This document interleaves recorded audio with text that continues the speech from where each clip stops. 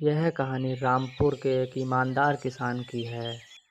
रामू बहुत ईमानदार किसान और लकड़हारा भी था। वह रोज़ जंगल जाता और लकड़ियाँ काट के बाजार में बेचता और उनसे खाने पीने की चीज़ें अपने घर लाता। लेकिन आज कोई भी लकड़ी नहीं काटी। मन ही मन सोच रहा था घर में बीवी क्या बोलेगी।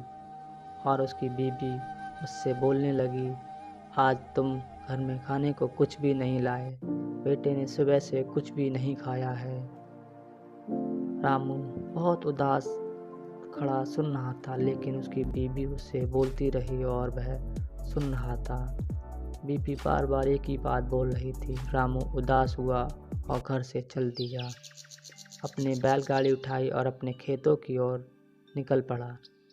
सोच रहा था आज खेत जोत के कुछ अच्छी फसल करूं, जिससे मेरे जीवन में ये तंगहाली ख़त्म हो जाए। रामू खेत जोतने लगा।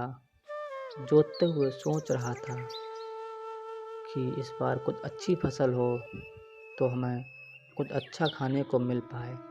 रामू अपने खेत को जोतते हुए घर की ओर चल दिया। रास्ते में उसका दोस्त उसे मिला और रामू से बोला, भाई कैसे हो? रामू बोला, भाई क्या बताऊं, जंगलों में लकड़ियां मिल नहीं पा रही हैं।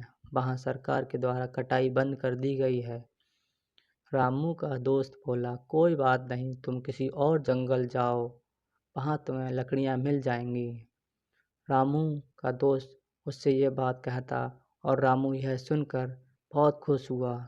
यह बात बताने के लिए अपनी बीवी के पास पहुंचा। बीवी से बोला, मेरे दोस्त ने कहा है तुम किसी और जंगल जाओ, वहाँ पर तुम्हें अच्छी लकड़ियाँ मिलेंगी और उनको बेच देना। रामू की बीवी सुनकर बहुत खुश हुई और बोली, तुम कल सुबह किसी और जंगल चले जाना। रामू अपनी कुल्हाड़ी को साथ लेकर जंगल की ओर चल दिया। सोच रहा था आज ज़्यादा लकड़ियाँ काटूंगा।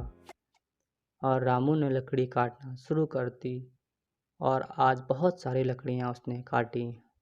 सबको इकट्ठा किया, सर पर रख के बाजार की ओर चल दिया।